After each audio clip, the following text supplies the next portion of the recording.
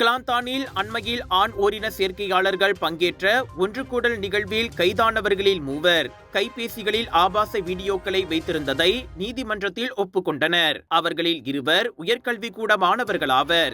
இருவருக்கும் Kota Bharu magistrate நீதிமன்றம் தலா 4000 ரிங்கேட் அபராதம் விதித்தது. 47 வயது மற்றோர் ஆடவருக்கு 3000 ரிங்கேட் அபராதம் விதிக்கப்பட்டது.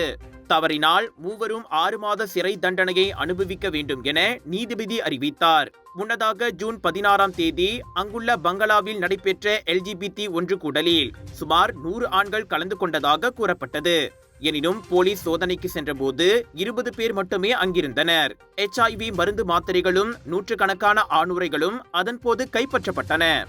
Sunshine Kids, the place where your kids shine, the fastest growing, award-winning, best preschool chain in the town.